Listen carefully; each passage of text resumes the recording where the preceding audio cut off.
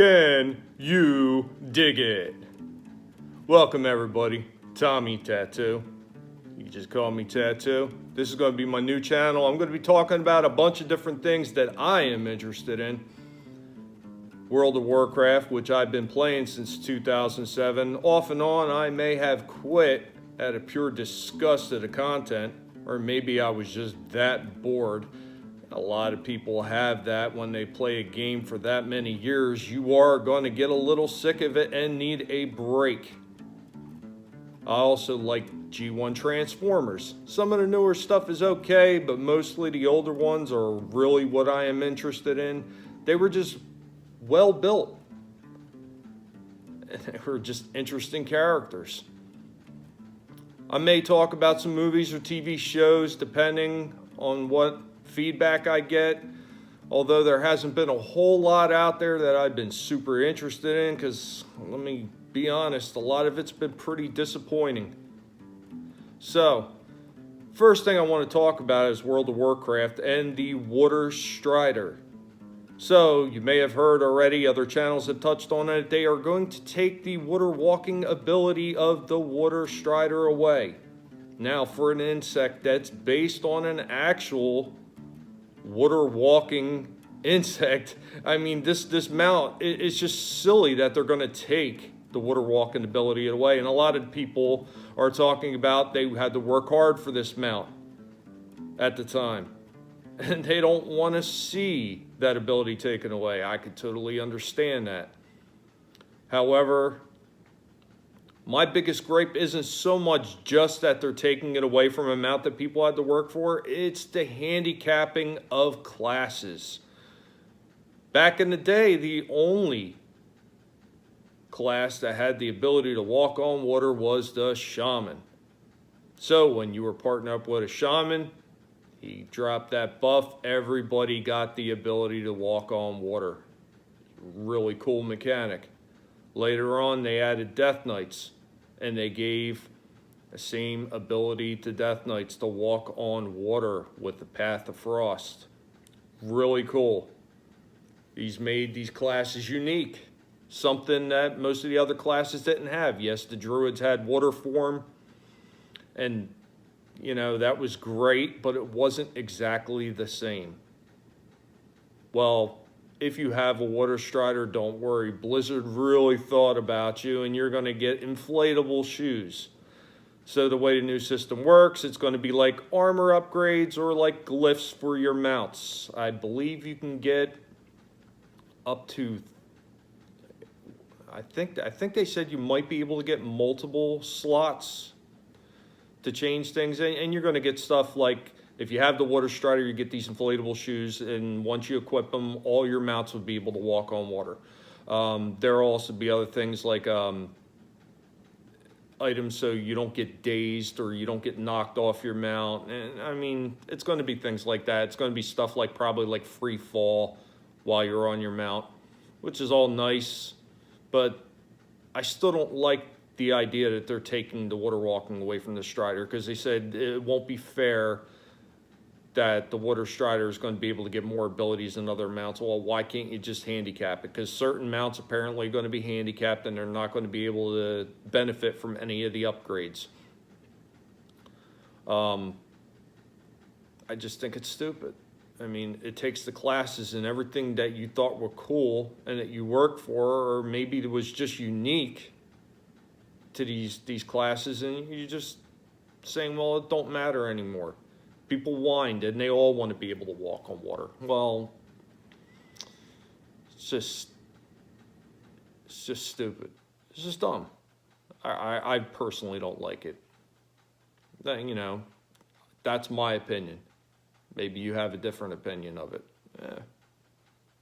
You're free to have that opinion.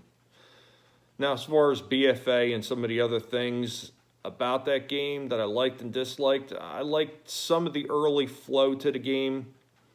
When I started off in Terrace Guard Sound and Borealis, I ran my guy through in less than 2 days and hit 120. I mean, it was very well flowing. Some of the other areas like Stormsong Valley and Dustbar did not seem to flow quite as well. I think they probably could have took a little better time, mapping that area out better, making sure that there was a really good flow to the game. Because it's really nice when you get going and you don't feel like you have to stop, that you just keep going, that one area just leads into the next, into the next, into the next. That is the sign of good storytelling and writing and mapping out of an area.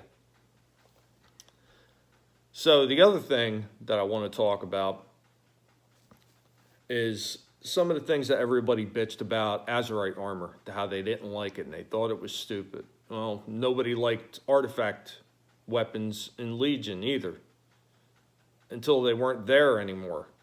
Then everybody says how they missed them. Why did you take them away? It's one of those things where nobody is ever fully happy. Nobody likes change. Once things are changed, people are going to gripe about it no matter what. Do I think that Azerite armor could have been done better? Of course.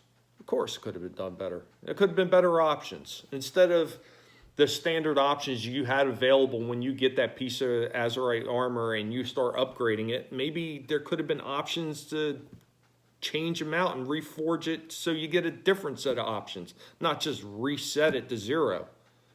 I think that would have been a lot better. Why they didn't do it, I don't know. The other thing I didn't like has to do with allied races. Now, the initial allied races I unlocked was pretty quick. It was pretty straightforward. You got the achievement. You got exalted. You were able to do a couple easy lead-in quests, which didn't really take too long, and you unlocked your first race. I did Iron Dwarves, and I believe it was the High Mountain Taurens first. Both relatively fast.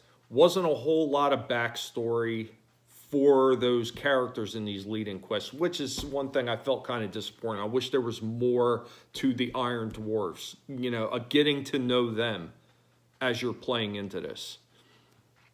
But there wasn't. They could have done it. Why they didn't, I don't know. Then when you get to Zandalari and Kultirans, extremely long-winded.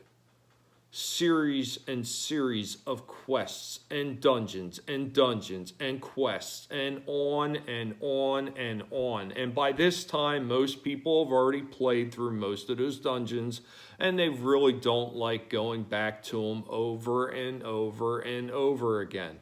But Blizzard felt this was a good way to keep you invested, to time sync you, to keep you playing until they came out with some better patch or keep you on to the next expansion. Could have been done a lot better. Could have been done in a way that would have kept everybody's interest. If there was a lot more backstory to the Kultirans, if there was a lot more backstory to the Zandalari, the Iron Dwarfs, the High Mountain Tauren, if there was a lot more backstory to keep you interested while you're going through these leading quests to unlock that race, that would have been interesting. That would have been compelling. That would have been good storytelling. And that would have just made the expansion seem better. A lot of people didn't like the idea of coming into an expansion, promised these allied races and everything, and then find out that they had to work to get them, which I don't have too much of a problem with that. I just have a problem when they made it so long-winded and so boring that you almost had a hard time wanting to complete it. Maybe Blizzard will stop doing this eventually. I kind of doubt it. They seem pretty stuck in this time sync thing. It seems to be their new theory on how to keep you playing, by time syncing you. That's why we've been getting all these areas, expansion after expansion now, where it's all these dailies. Do these dailies, earn this, earn that, and 90% of the time what you're earning is not really worth the time that you're investing. I really liked Warfronts. I thought, there could have been a little bit more to them, but overall I thought they were decent. I like the idea that they are coming out with mythic versions of Warfronts. I would just like to see more Warfronts. And as far as BFA world dailies that pop up for incursions.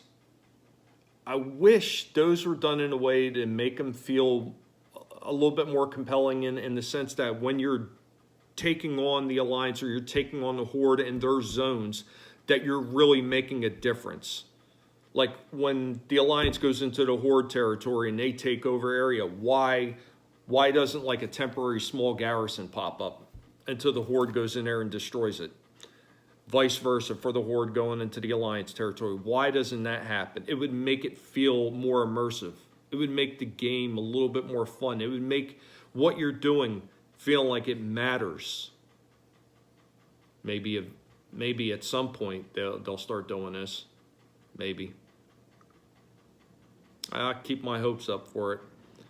Thank you all for joining me. If you have any questions, is there anything you'd like me to talk about? Feel free to leave a message and let me know. Y'all take care now.